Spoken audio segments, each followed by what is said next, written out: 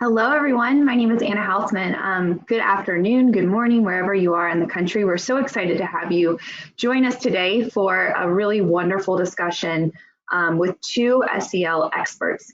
So I'm the Group Product Marketing Director here at Riverside Insights, and I'd like to thank you for taking some time today. You know, it's a busy time during the school year, but we're really appreciative of you taking the time to join us for our Hear from the Experts webinar to discuss a strengths-based approach to SEL for all students. Before we get started, I wanted to share a couple quick announcements. During the presentation, if you have any questions or comments, please drop them in the Q&A box. We will be sure to shout them out or ask your questions as throughout the conversation. So we really encourage a lot of participation throughout this webinar. A recording of the webinar will be sent along with a certificate of attendance will be sent to all registrants by the end of the week. And you can find the recordings from our previous webinars on our website, riversideinsights.com. So today we are absolutely thrilled to host two experts in the world of SEL, Dr. Evelyn Johnson, who is the VP of Research and Development at Aperture Education, and Dr. Byron McClure, the founder of Lessons for SEL. And I'm also delighted to introduce my colleague, Dr. Sarah Holman, who is the Clinical Product Marketing Director here at Riverside Insights as well. And so Sarah and I will be facilitating this conversation with Byron and Evelyn, and we are so excited to have you both join us. So Evelyn, would you mind just introducing yourself briefly, and then I'll kick it over to Byron to do the same? Sure. Thanks, Anna. And thanks, everybody, for tuning in today. I'm Dr. Evelyn Johnson. I'm the Vice President for Research and Development for Aperture Education, where I have the really great job of working with our research team to develop tools like the DESA, the Social Emotional Assessment, that really are designed to help teachers promote positive climates and develop their students' social emotional strengths. And I'm really excited to be here today with Byron. Thanks, Evelyn. Byron, would you mind introducing yourself quickly? Absolutely. I'm excited to be here with this amazing team, with Evelyn, with Anna, and this sensational panel. I'm Byron McClure, school psychologist by training, a practitioner for over a decade. In my mind, I'm still new, but I've been in this for a while.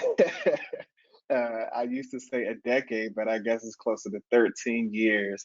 I've been a practitioner. I've had a really cool opportunity to do some school transformation work in DC, where we got to redesign a school in Southeast DC. And currently founder of Lessons for SEL, and the Director of Innovation for 7 Mindsets. And I'm excited to be here with you all today to discuss all things strength-based. Okay, so I'm going to kick off the conversation, and I know we're going to get into sort of the importance of adopting a strength-based approach to SEL and some of the specific tools that we can use to sort of leverage student strengths and identify those strengths. But I think it's important that we maybe start with a common understanding of what a strength-based approach to SEL is. So if you could take a few minutes and talk to us about what exactly it means when we say, what is a strength-based SEL approach? Yeah, I'll jump in. In my perspective and my experience, a strength-based approach is a way of seeing the potential in people. And I want to share a quick story of why this is so important to me. When I grew up in PG County, which is right outside of DC. And so often in the space of education, we view students through a lens of at risk or these deficit terminologies and what students can't do. And I identify as a Black male. And we understand the statistics when it comes to Black students in education. And for me, I could have been viewed as a statistic, as a kid who was deemed at risk growing up in PG County, which is statistically next to last across every category in education, just next to Baltimore City. And for me, being able to, overcome some of those odds, to overcome some of those labels. I view myself as a example of what's possible. And for me, that's exactly what a strength-based approach is seeing what's possible. It's seeing the potential in our young people. It's not putting unnecessary labels on our young people. It's not saying, oh, those are those at-risk kids or those Title I kids. It's saying these are our young people who have potential. And how are we as educators going to tap into that? How can we build those strengths? How can we leverage that? That's the essence of a strength-based approach. To be crystal clear, it's a lens that views what's working. It asks what's strong instead of looking at what's wrong with our young people. It has roots in the field of positive psychology. So for all the people who want to say, okay, what's the science behind this? We can get into the science as well, but I'll throw it over to Evelyn so that she can contribute as well. Yeah, 100% agree with everything that Byron's just shared. And if you think about it, pretty much every social emotional learning program really comes through a strength-based lens, because the whole idea behind social emotional learning efforts is that we're working to build positive social emotional skills in students. And rather, as Byron noted, rather than looking for deficits or problem behaviors to remove or reduce, instead we're saying, what are the skills that all students need to be successful? How can we as a community, whether that's at the classroom or the school or program level, start by meeting students where they are with their own social emotional development, and then continue to help them build on their unique strengths so that they develop the social emotional skills they need to be successful, whether that's in school, out of school, or later on in life. I love that, because I think especially like we can think about like the recent, even the recent NAEP data that just came out. Like there's so much information out there right now about how kids are behind, and so I think a lot of classrooms, at least when I was teaching, are so focused on closing gaps that it honestly becomes, there's like a deficit mindset for kids. And so like the classroom can become so negative for kids because it's all about, this is how far I have to grow, or this is what my gap is, or these are the standards I haven't mastered. And it's negative, and it's I think truly impactful on like a kid's growth and development. And so I love the focus on, like a strengths-based approach to ensuring that kids have the social emotional competencies that they need to be successful adults. Right. And one thing, I'm happy that you mentioned that. That's important. And we also have to acknowledge that focusing on strengths does not mean ignoring weaknesses. I think what's happened in education, we have become hyper-focused on what's wrong. We have become hyper-focused on deficits and weaknesses. And by doing that, we then view kids as their weakness, as their deficit, and that's all they'll ever be able to do. But in a strength-based approach, it's a way to view our young people in a more holistic way, while saying those weaknesses or deficits might be there, but how might we leverage some of those strengths, your resources, the social capital that you have, so that we can balance it out and then provide intervention, treatment planning around some of those needs. Absolutely. So how do we do it? Like if you're an educator, where do you start? Yeah, I think it takes a couple different things, right? So one is having this mindset, a strength-based mindset. I always like to share a quick example of my own son. He's an adult now, so he's cool with me sharing examples from when he was in elementary school. But just to kind of underscore the point that Byron just made, when he was in second grade, he's super engaged learner, voracious reader, loved to share his ideas in the classroom at a very young age. he had a teacher, unfortunately, who only viewed the behavior as disrupting class, and it did, so, the teacher was right in that regard, that my son definitely needed to learn how to wait his turn, raise his hand, give other kids a chance to respond. But unfortunately, the way this teacher handled it was with like a green, yellow, red, like, okay, you've disrupted class once, disrupted twice. And then, over time, the consequences started going to a quiet corner. And I could just see my son like rapidly losing his interest in participating and being a member of that class.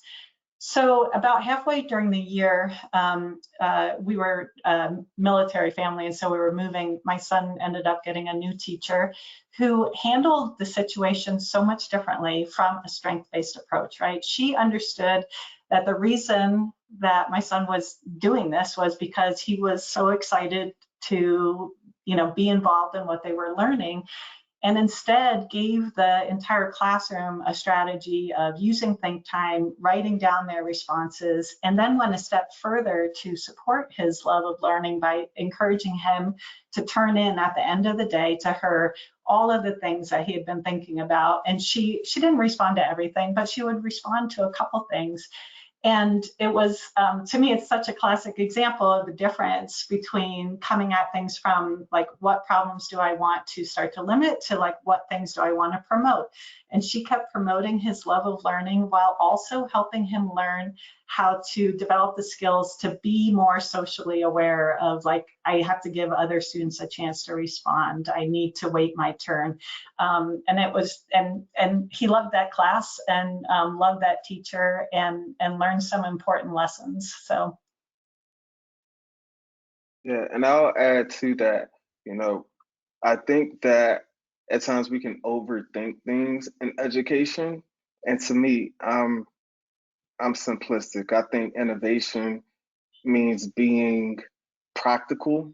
It means taking an idea and turning it into action, something that's tangible, something that you can feel. And I'm sure everyone who's listening is like, okay, like how do we do this? What can we do to get started tomorrow?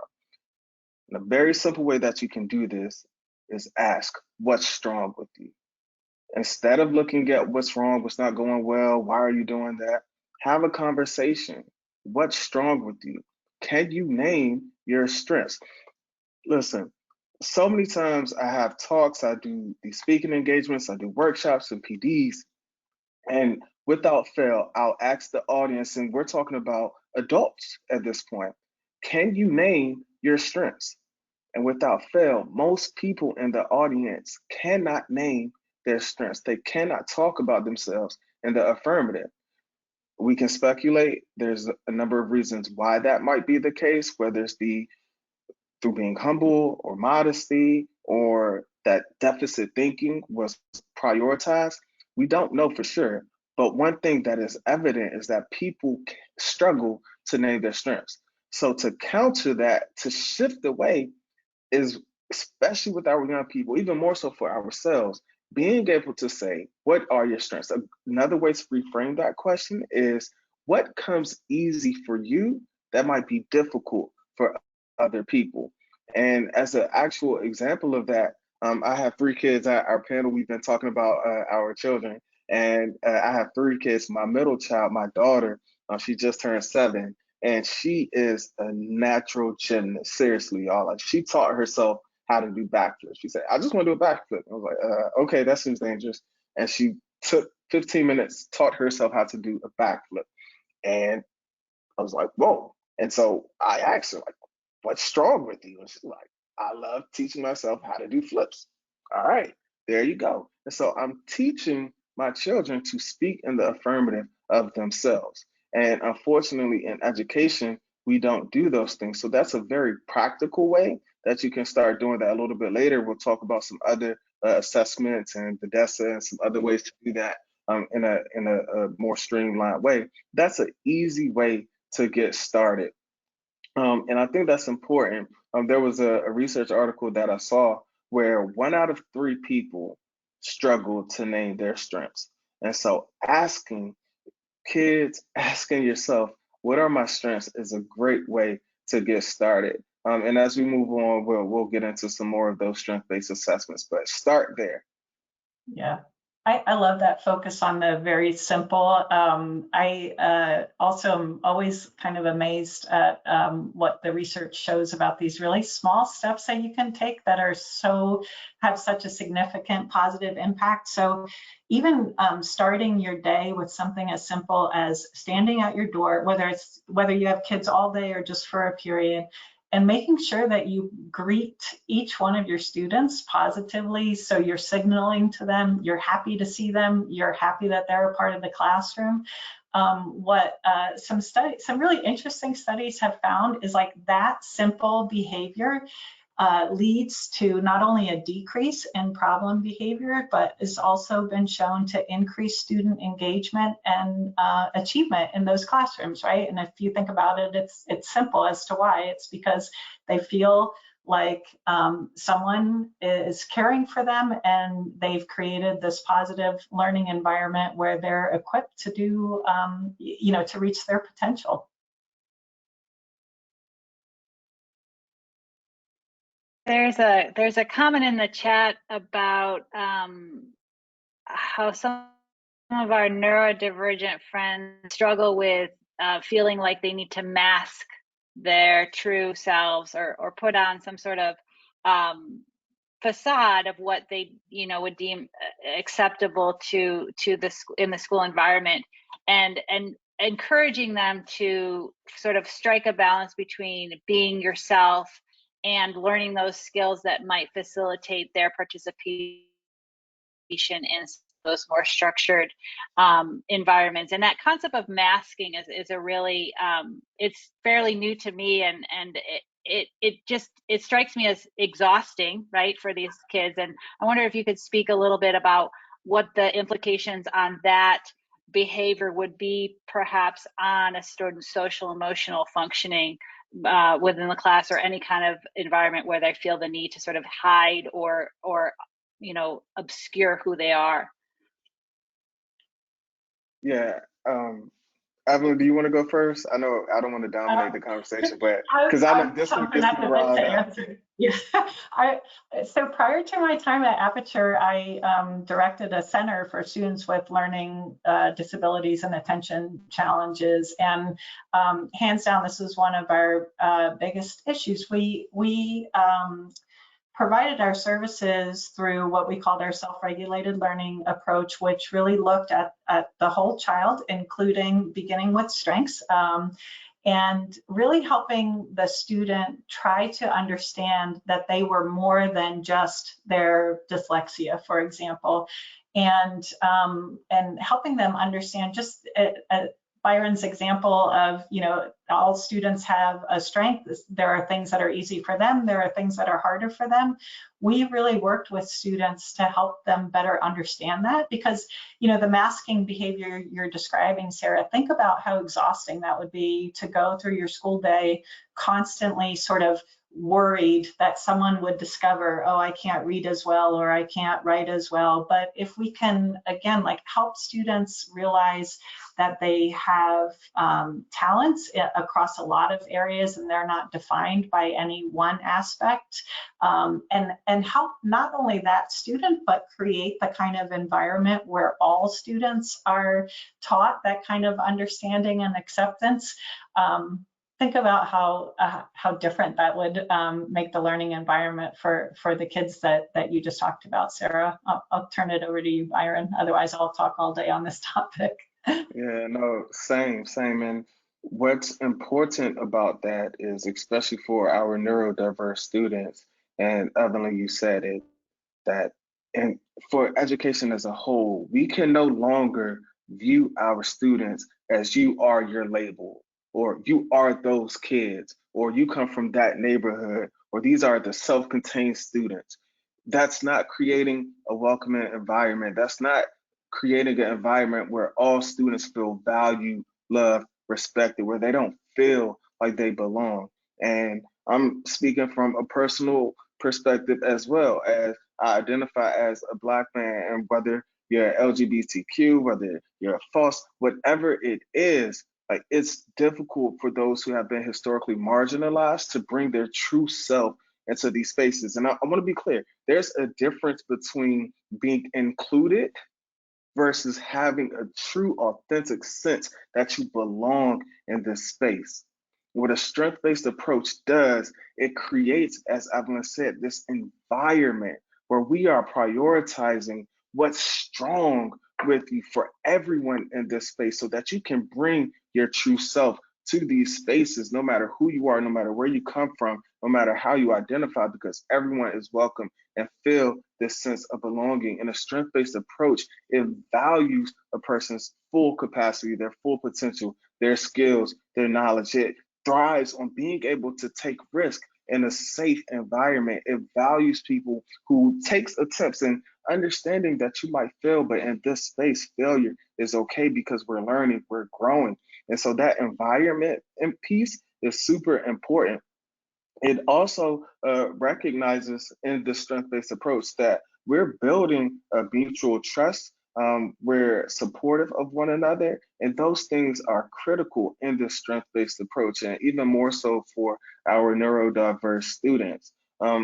Again, like I just can't stress enough that students are more than labels. They're more than what you can't do. And that's why I stress everywhere I go, we have to shift away from what's wrong to what's strong so that all our students feel included. And then guess what happens? When students say, hey, it's okay, I'm tapping on tables, I'm making beats, that this is helping me concentrate, students are going to be able to thrive. Students are going to be say, hey, like I might become the next drummer. I might become the next whatever. Like for my daughter, listen, I'm trying to tell y'all, like she flips nonstop all the time.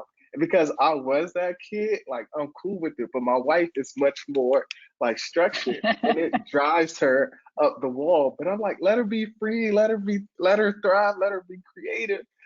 But we're creating that space where she can nurture that and grow and understand how to do it in a productive way. Because ultimately, we want our kids to be able to thrive on their talents and skills and be able to show up their full selves and feel like they belong in these spaces. That's really profound, and it reminds me, I have a daughter who's dyslexic, and she was commenting one day about sort of this feeling of inclusion and what that means. And she was young, and so it strikes me as very profound for her age. But she said, I don't want to be included, I want to be invited, right? And so there's that distinction between I'm physically able, permitted to be in a space, as opposed to I'm invited in and sort of integrated into. There's a distinction in my mind between inclusion and invitation, and that invitation component of it is what we're striving for when we're trying to leverage the student's strengths in this framework, in my mind. I think it's also so powerful. What you all are talking about is helping other students also celebrate each other's strengths.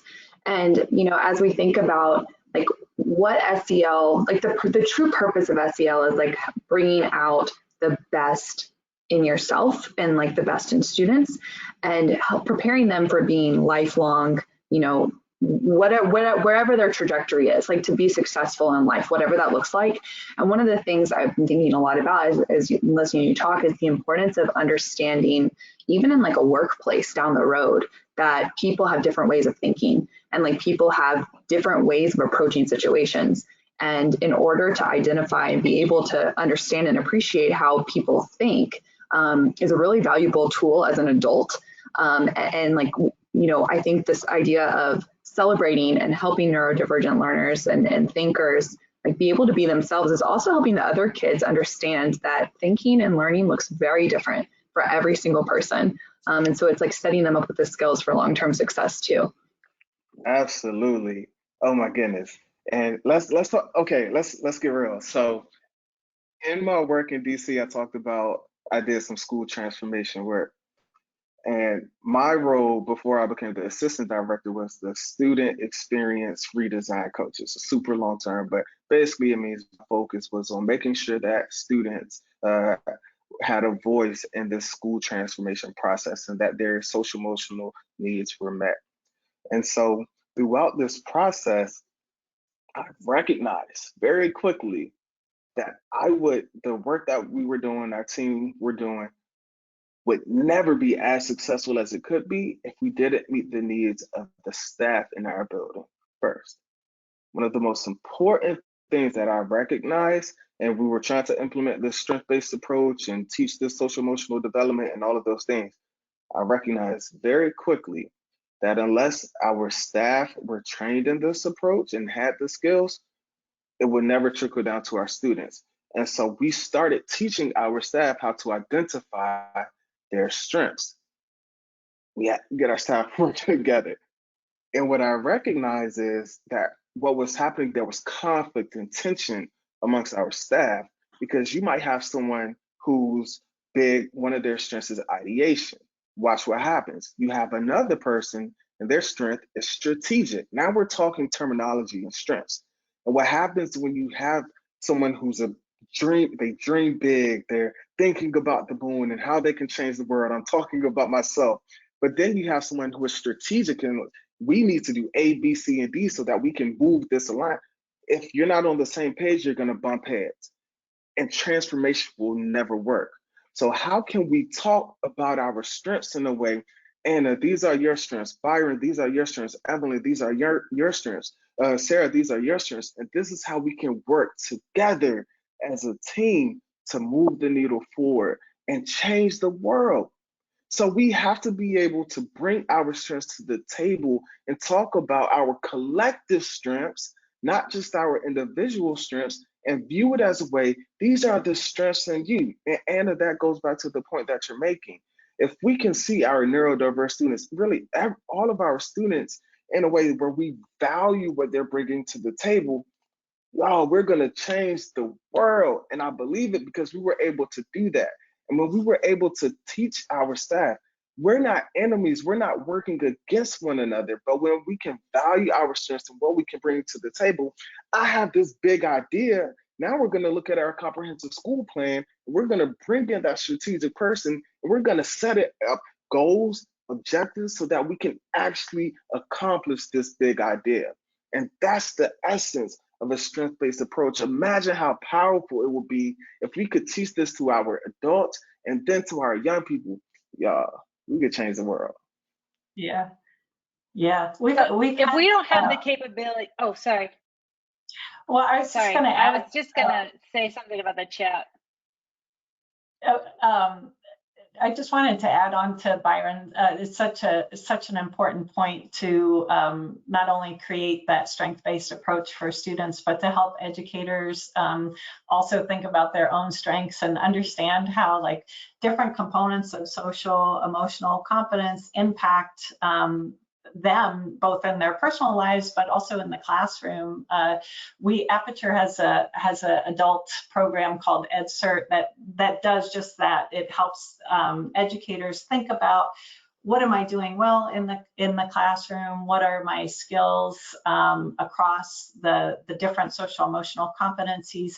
How do they impact my own approach to the classroom? And then in turn, how is it impacting my students? How can I create a plan to leverage my strength? Let's say I'm really good at relationship skills. How can I leverage that strength in a way that's going to help my students feel even more invited to be part of my classroom?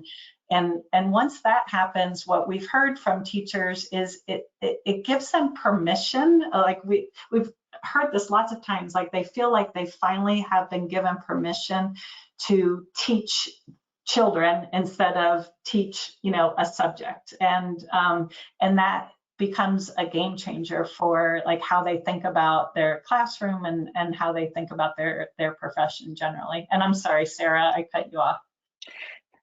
No, I was just going to segue into a question that came through in the chat, because it's talking about, if they're presented as a school psychologist with a teacher more like teacher A in your scenario, Evelyn, how would you initiate, like, it's one thing to have sort of a systemic approach where you're training teachers and identifying their strengths and having it be sort of a school-wide initiative, and it's another for them to sort of be receptive to taking some sort of assessment themselves to improve their practices.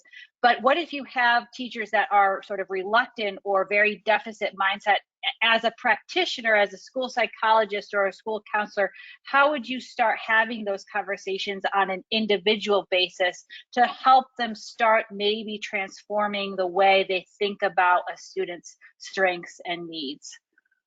Yeah, you know, so Byron's mentioned a couple times about strength-based assessments, and the DESA is a strength-based social emotional assessment that can that asks teachers to reflect on how often a student engages in a variety of positive social emotional skills.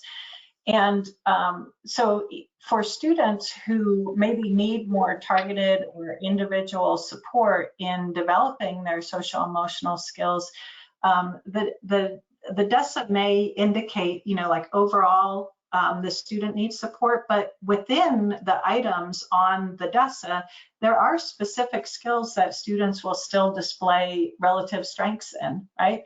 And where I like to begin is, it goes back to what Byron led us off with, is like, let's identify and name strengths, sure, our own, but then let's also help teachers see students' strengths, because when they're pointed out, then it becomes a lot easier to think about, you know, okay, I see this student has a real strength in relationship skills.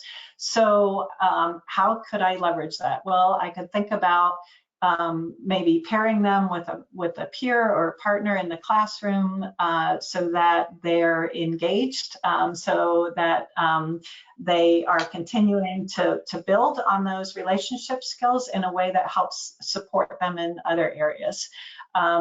We just worked through a case with a site where the student had a lot of strengths in their optimistic thinking, which is awesome, right? So they have a positive mindset, they speak positively about themselves, they think positively about situations.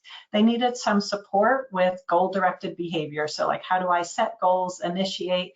Well, we recommended really just integrating teaching explicitly a strategy for like, how do I set goals? How do I break it down in small steps? But then building on that optimistic thinking, like imagine yourself being successful, and now build in celebrations of your small successes, right? So in this way, we're helping teachers understand how they can build on student strengths, even if we're starting with very specific skills. And when we do that, we can help promote their social emotional development across lots of other areas.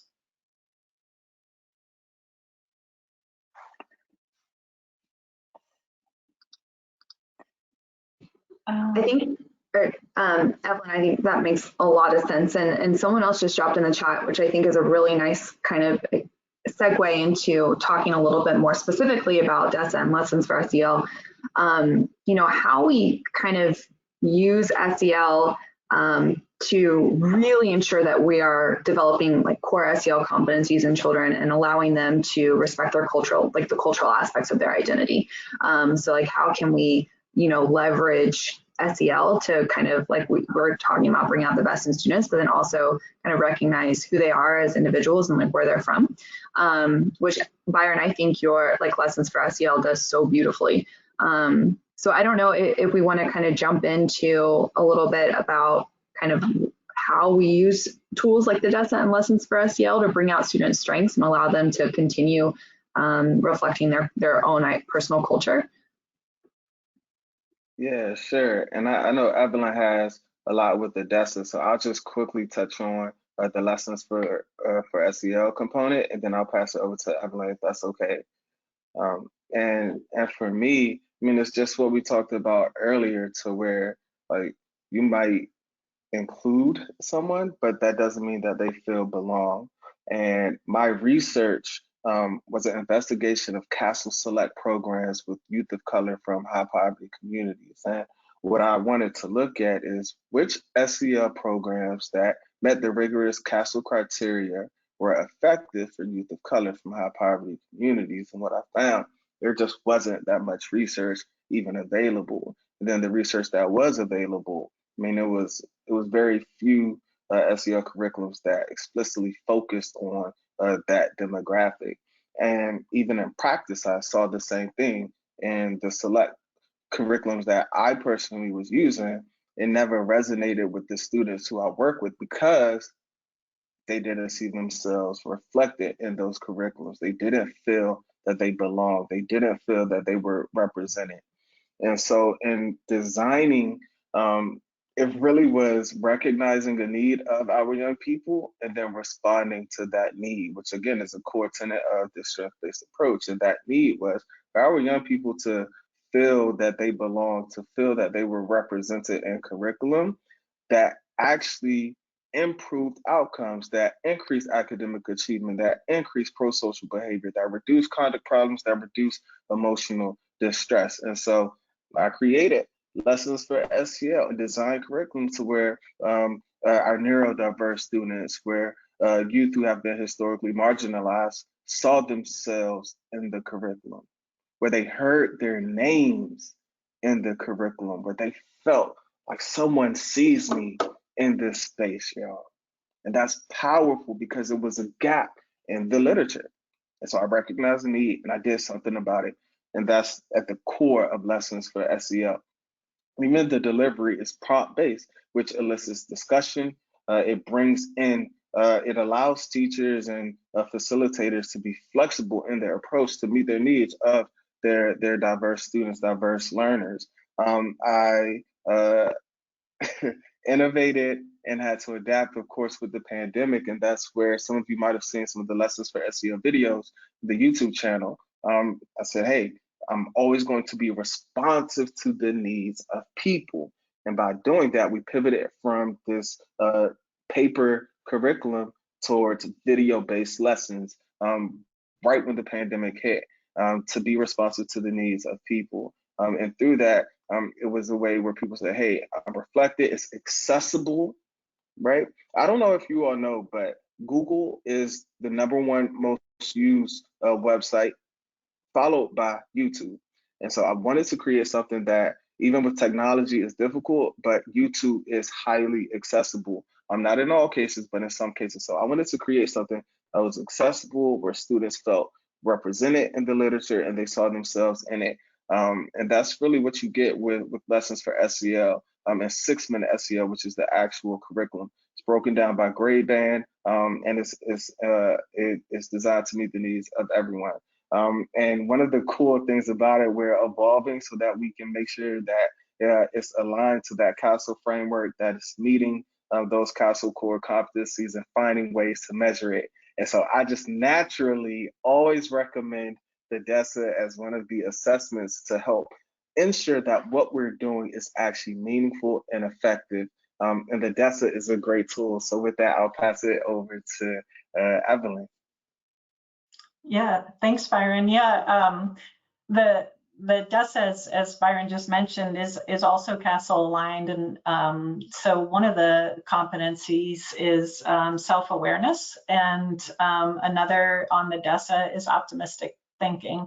The DESA has its roots in resilience theory, which is really all about the strength-based approach and about giving students, building students' strengths and skills, not only to help them develop like greater competence, but because we know that when students have greater social emotional competence, it also helps them navigate through challenges and setbacks, right? So you kind of get like a double bang for your buck here, right? And so within the competency of self-awareness, we focus a lot on the DESA on really asking about the extent to which students can identify their strengths.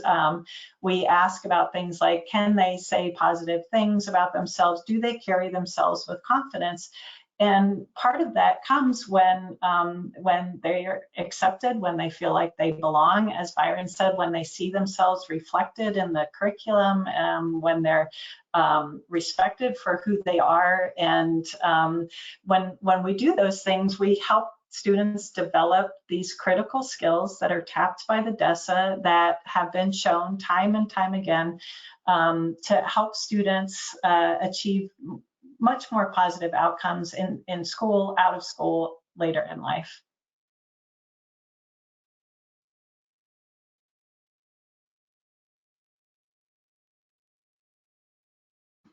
That's so powerful because it's almost like the DESA provides that baseline, social, emotional, like what are these strengths for our kiddos? And then, lessons for SEL allows you to then differentiate instruction and develop those strengths. So it's truly like the perfect marriage of two great SEL products in the classroom. Yeah, and that's important for me, especially part of my role was overseeing MTSS, our multi-tiered system of support, and blending that with being a psychologist. I always ask, is what we're doing, is it working? Is it effective? And what I found with curriculums, especially with SEL curriculums or any social skills things, or really any intervention for that matter, you might have an intervention, but it's not connected to anything. So you're just doing it for the sake of doing it and just hoping for the best. Well, we know through good science and research, that's not an effective way. And if you're looking at implementation science, that's the quickest way to fail, and it will never sustain. For the work that I've purposed to do, I want to be able to answer that question intelligently, to be able to say that what we're doing is effective, or this is where we need to pivot, this is where we need to tweak, and are our students responding to these interventions? And if not, let's do something about it. And so it's that connection of intervention and assessment, which is why I love the DESA. This is such a cool conversation. Like, I love this stuff. It's awesome. So for those of us that are visual learners, can you show us a little bit about the DESA? Yeah.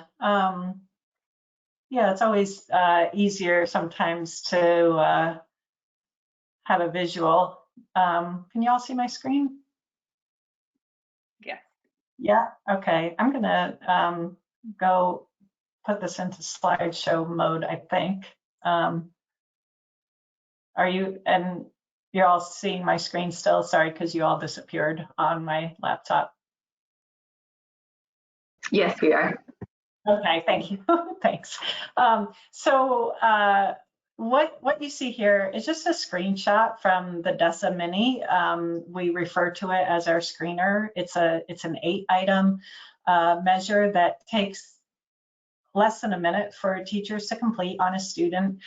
This is all fictitious data that we're sharing here. And hopefully what you can see by this screenshot is that it's a pretty straightforward assessment. You see 2 of the items here: accepting responsibility for what a person does and doing something nice for somebody. Just to highlight how these items are framed, again, from a strength-based approach. They're all positive items that we're looking at. And then the teacher responds to these items in terms of the frequency with which they've seen the student engage in this behavior over the last 4 weeks or so. What's produced to kind of underscore Byron's point about the importance of using data to drive your instructional and support decisions. What happens after a school completes or a classroom completes the DESA Mini is they'll see results. These are aggregated across, in this case, a grade, and you'll see here that most students have social emotional skills that fall in what's called the typical range, about 20% in the strength. And then we see that there's about 13% of our students who still have are demonstrating a need for instruction. And so for these students, typically how the DESA Mini and the DESA are used are within the MTSS framework. Once I identified students who are going to need more support to develop their social emotional skills, I can then complete a full DESA. Here's a screenshot of that. Takes about 5 to 7 minutes per student, and the full DESA contains 72 items. And through this longer assessment, what a school is able to see then is just a finer breakdown of where students are displaying needs for instruction and where they're showing some strengths, so that teachers can start thinking about what those targeted supports look like. So here you'll see, this is the aggregated results across my students who are in need of targeted support. So you'll see, like, overall, these students all overall have a need for instructional support. But when we look across the competencies on the DESA, we're also seeing that there's lots of students, about half of the students in this group have a relative strength in self-awareness, which is a great place to start, right? Because if we have strong self-awareness of our thoughts, our emotions, our behaviors, that's when we recognize who we are and understand what our strengths and what our opportunities for growth are, it's a lot easier to build, right? And so we're in a good place with so many students demonstrating a strength and self-awareness. We've also got quite a few students who are demonstrating some strengths in relationship skills and goal-directed behavior. And again, as a practitioner is thinking about, like, where would I start with this group, I've got lots of entry points here. I can either build on strengths, or I could say, you know what, all of my students could use some support with developing greater social awareness or developing greater self-management skills. I'm gonna, I think, stop sharing for a second. What I can do then with those results is I can think about targeted support in lots of different ways. And I know Byron's got a lot of great interventions to promote these skills. They can occur in the classroom as like a scaffolded support. It can occur in a small group, so that groups of 5 or 6 students who need that additional support receive it. Or I think, Byron, you also have the ability to send individual supports to students. Is that right? That's correct. With some of the updates that we have in our platform, that we can send targeted interventions as well. We have this really cool engine it's called SEL TV, which we bill as the Netflix of social emotional learning videos. We can recommend videos to students if they score low in any particular area. But again, to the point Evelyn is making, if we see students are not scoring high in some areas, or if they are, if we want to be more strength-based, then we can recommend videos or activities based off of some of those areas of concern or areas of strength.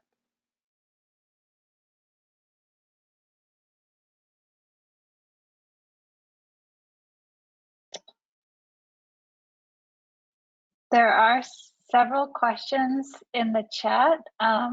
One regarding helping parents understand and grow comfortable with universal SEL screeners if they have concerns about privacy and intrusiveness. So talk a little bit about how you approach this with parents. Yeah, it's a great question, and certainly a growing need as more and more schools adopt social emotional programs. You absolutely want to make sure that your parents understand the focus of these programs, because they deserve to understand the focus, but also because when we engage parents and community members, you can actually strengthen the quality and the effectiveness of your social emotional program. So, some of the things we recommend and have done with DESA users is encourage them to share a parent form of the DESA. If the schools adopted it, we do have parent forms, and sometimes just making very transparent what things are assessed through the DESA, the skills that include things like what I just shared with all of you, like offering to help somebody complete things on time, do routine tasks without being reminded. When parents are able to see the kinds of skills that we're talking about, oftentimes they say, oh yeah, these are absolutely things that I'm working on at home that I want to support, that I'd love to see my student be able to do.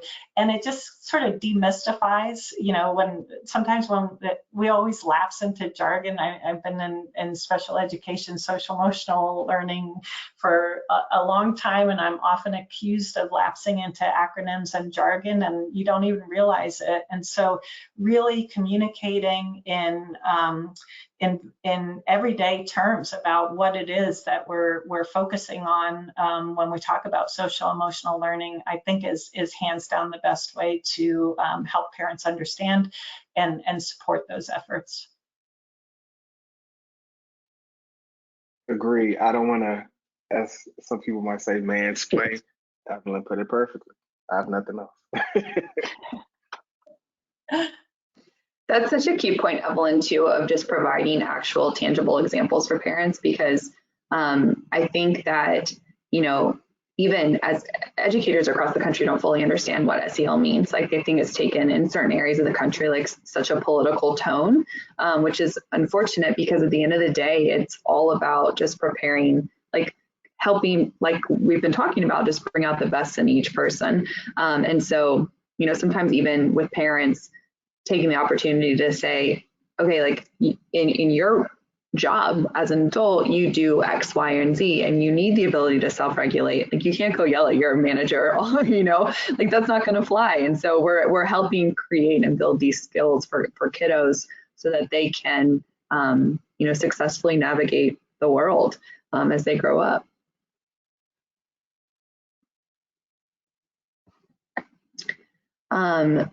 So we are, which is crazy, have about just a couple minutes left. And I think what would be really helpful is, we've talked some about, reframing even just like your conversations with kiddos about what's strong with you. We've talked about implementing like a baseline assessment. We talked about differentiated instruction. If you are an educator or an administrator, like, what would those 3 to 5 practical steps be that you could walk away from this webinar with and implement tomorrow or in the next couple of weeks that will really make a substantial difference for your students? I'll quickly share. If I had to name 3, the first would be to simply ask your staff, to ask your students, what's strong with you? Asking strength-based questions to understand, to get people thinking. It's okay to talk in the affirmative of myself. It's okay for me to think about what my strengths are. It's okay to talk about it. So talk about it. Ask what's strong with you. What comes easy to you? What can you do that you can wake up and it comes easier to you than it does anybody else? Ask what's strong with you.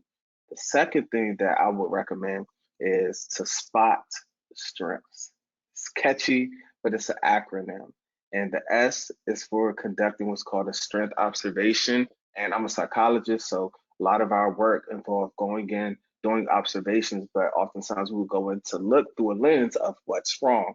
What is this kid doing? What's not working inside of the environment? Instead of going in with the lens of identifying the worst or looking for the worst, going in and I'm looking for strengths. What's working? This kid he might be impulsive, he might be tearing the class up, but he just helped that kid who was struggling in math, and that's why he's up wandering around, because he finished his assignment before anybody. Now he's helping out the other kids. Is he distracted? Maybe, but let's reframe it and say, hey, he's a natural leader, and let's give him some more intervention. I don't know.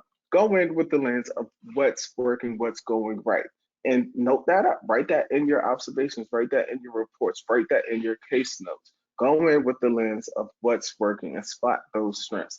The P is progress over perfection. We can't expect for ourselves or for students to be perfect right away. And so often what happens when we expect that, students who might not have those skills, again, it's okay to acknowledge that there's deficits and weaknesses, but what happens if we're not careful, we can prioritize those things and our students will become defeated. Say, well, I don't know it, I didn't get it. And then sometimes students might be reluctant to even try. And so stress and prioritize progress. Well, you're making progress on that. And that's all right. I talked about my daughter a lot. She's an amazing gymnast. She also has speech services as well. And she has some difficulty with reading. And so for my daughter, I practice. I don't want you to be perfect, but I want to stress we're making progress. Are you better today than you were yesterday? And will you be better tomorrow than you were today? So let's look at the progress that we're making. The O is for we have to give people the opportunity to shine. We got to give our young people the opportunity to be great. For that kid who's wandering around the classroom because he's finished within his assignment, he's talking to everyone, I'm going to give you the opportunity because you're so talkative. When you're finished with that group assignment, you can get in front of the class and you could be the group leader and present out your findings for that group. I'm talking about myself now. I love talking. And so my teachers, they will put me in front of the classroom and talk. And now I'm using that to talk to you all in this moment today. So give our students, give yourself the opportunity to showcase your strengths in a classroom setting, or even throughout. Now we're getting to scaling up. You can, with the whiteboards, showcase your student strengths in the hallway. Have your student of the month, all those different things, whatever it is, showcase and give your students an opportunity to shine. And then the T is for teach, try, and tap into strengths. All of this will be for naught if we don't actively teach ourselves and our young people what their strengths are and then how to use those things. So spotting strengths, and then just quickly helping people to name their strengths. And there's several assessments. We talked a lot about the DESA, but if you want to be more individualized for yourself, the Clifton Strength Finder, I think, is one of my favorites as well, because it gives you your top 5 strengths. That's the Clifton Strength Finders assessment. Another assessment that's free is the Enneagram Assessment. That's more personality driven, and it goes through types. Bonus points if anybody could guess my type, but it gives types. And then another one is the VIA, the Values in Action, which is another awesome way to be able to name your strengths. But none of these things don't mean anything if you don't put it in action. So whether you're spotting strengths, whether you're using these strength-based assessments to name your strengths, find ways to actively put these strengths into action no matter what you do. Yeah, I love that acronym, Byron. It's awesome. It's so easy to remember and then think about what to do. I would just add, for people looking to get started tomorrow, we know how busy people who are running schools are. My husband is a superintendent. I haven't really seen him in like 2 months because he's just busy. So I know a lot of times it can feel like, gosh, I'm taking on one more thing, and how do I do this? How do I get started? We always recommend starting with something that and lots of schools have in place a MTSS framework for academics. Some have it in place for behavior. If that model is SEL fits so well with the MTSS structure, right? And so in that model, you want to have a way to get a baseline or benchmarks universally where your students are. If you think about it, with all the states that have social emotional learning standards, and there's a lot now that have K-12 standards, just as you have committed to helping students reach academic standards, like in reading and in math, those states now have committed to helping students reach a level of social emotional competence as a result of going through the educational system. And so we really should be assessing like where our students are, so we know what supports they need and whether as a school we're being effective in helping them get there. So starting with a screening tool is a great idea. Starting with, Byron earlier mentioned the importance of getting adults well versed in social emotional learning. Starting with thinking about providing training opportunities for your staff and making sure that they have a chance to reflect on their own social emotional skills is another great entry point. And then I'm just gonna draw lots of lines under all the things that Byron said in terms of the foundational practices that come from a strength-based lens can really be a game changer in helping create the kind of positive climate that leads to really strong social emotional outcomes.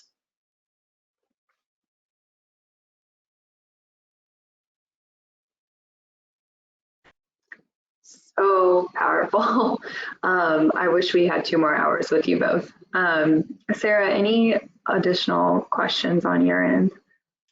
No, I mean, reframing how we view students and leading with the strengths, and I'm going to take away moving from what's wrong to what's strong. I think that's so powerful. And I think on the clinical side as a practitioner, using that as a framework for my written reports and incorporating some of that strength-based language and how I can frame it in that lens rather than, a deficiency lens. I think as that, evaluation serves to sort of explain the student to lots of stakeholders, how powerful it would be if we incorporated a more strength-based framework of writing our evaluation report. So maybe a topic for another webinar. Let's Part do two. it.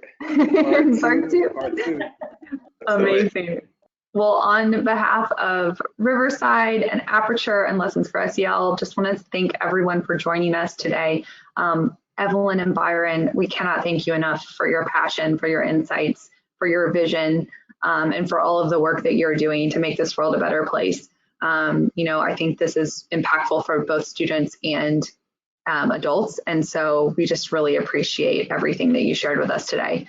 A couple quick plugs. If you want more of Byron and Evelyn's great insights, Byron will be returning and doing, I think, a few webinars with us this fall. And then Aperture is doing a really amazing SEL Vision Summit in a couple of weeks. And so all of that information will be in the follow-up email to this webinar. But we really hope you'll be able to join us for some of those sessions because, we can't get enough of Evelyn and Byron and just their incredible wisdom and passion and insights. So thank you both so much again for joining us. Thank you to everyone on the webinar, and we hope you have a wonderful rest of your day and happy Almost Friday tomorrow. So talk to you later.